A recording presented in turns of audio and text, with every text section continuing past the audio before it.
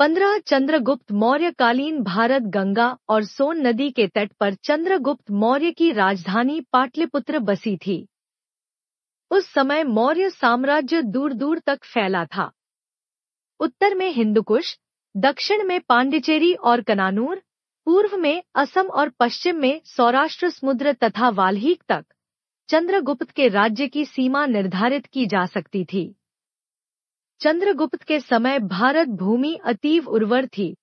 कृत्रिम जलस्रोत, जो कि राजकीय प्रबंध से बने थे, खेती के लिए बहुत लाभदायक थे। बड़ी बड़ी नदियां अपने तट के भूभाग को सदैव उर्वर बनाती थी। एक वर्ष में 2 बार अन्न काटे जाते थे।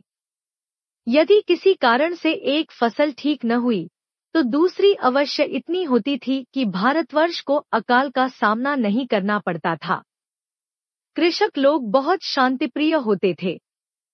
युद्ध आदि के समय में भी कृषक लोग आनंद से हल चलाते थे। उत्पन्न हुए अन्न का चौथा हिस्सा राजकोष में जाता था।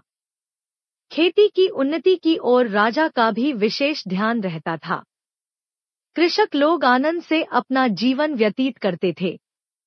दलदलों में अथवा नदियों के तट के भूभाग में फल फूल बहुतायत से उगते थे और ये सुस्वादु तथा गुणदायक होते थे।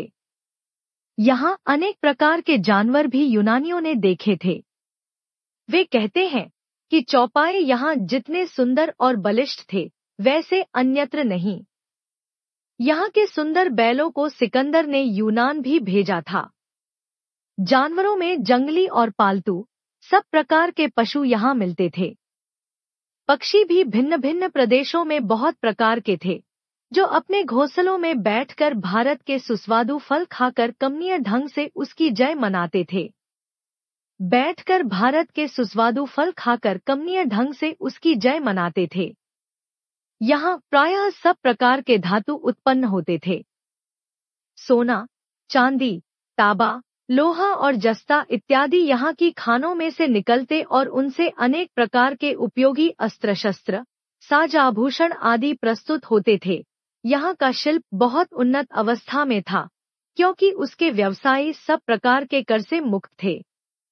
यही नहीं, उनको राजा से सहायता भी मिलती थी, जिससे कि वे स्वच्छंद होकर अपना कार्य करें।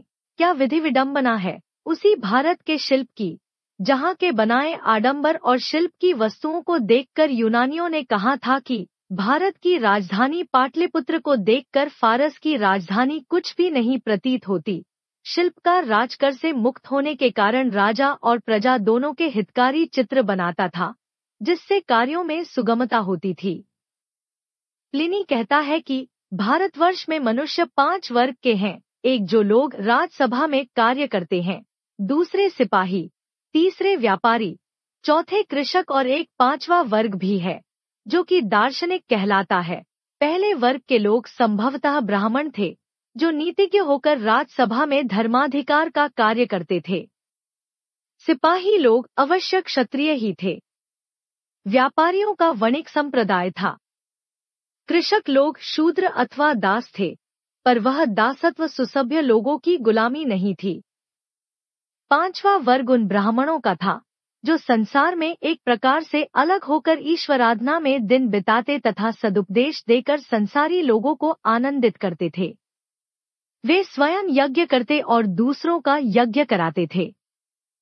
संभवतः वे ही मनुष्यों का भविष्य कहते थे, और यदि उनका भविष्य कथन सत्य न होता, तो वे फिर उस सम्मान की दृष्टि से नहीं देखे जाते थे। भारतवासियों का व्यवहार बहुत सरल था। यज्ञ को छोड़कर वे मदिरा कभी नहीं पीते थे। लोगों का व्यय इतना परिमित था कि वे सूद पर ऋण कभी नहीं लेते थे।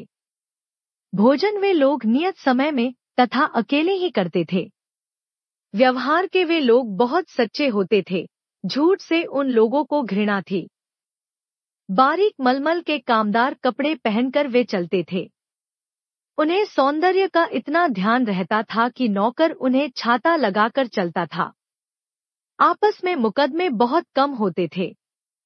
विवाह एक जोड़ी बैल देकर होता था और विशेष उत्सव में आडंबर से कार्य करते थे। तात्पर्य यह है कि चक्रवर्ती महाराज चंद्रगुप्त के शासन में प्रजा शांतिपूर्वक निवास करती थी और सब लोग आनंद से अपना जीवन व्यतीत करते थे। शिल्प वाणिज्य की अच्छी उन्नति थी। राजा और प्रजा में विशेष सद्भाव था। राजा अपनी प्रजा के हितसाधन में सदैव तत्पर रहता था। प्रजा भी अपनी भक्ति से राजा को संतुष्ट रखती थी। चक्रवर्ती चंद्रगुप्त का शासनकाल भारत का स्वर्ण युग था। सम्राट चंद्रगुप्त दृढ़ शासक, विनीत, व्यवहार चतुर, मेधावी, उदार, नैतिक, सद्गुण संपन्न तथा भारत भूमि के सपूतों में से एक रत्न थे।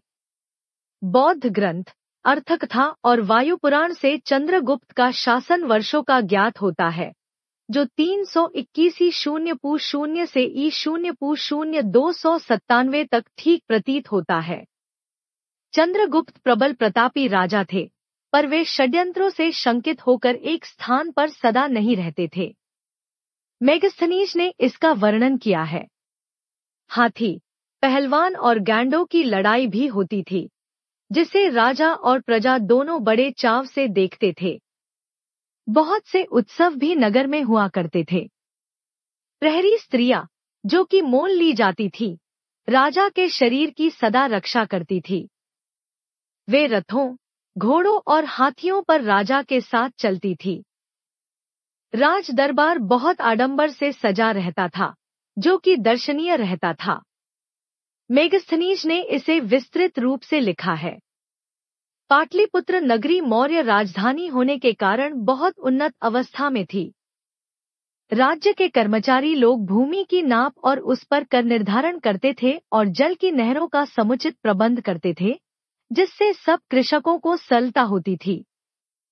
राज्य के प्रत्येक प्रांत में समाचार संग्रह करने वाले सत्य समाचार चंद्रगुप्त को देते थे। चाणक्य सा बुद्धिमान मंत्री चंद्रगुप्त को बड़े भाग्य से मिला था।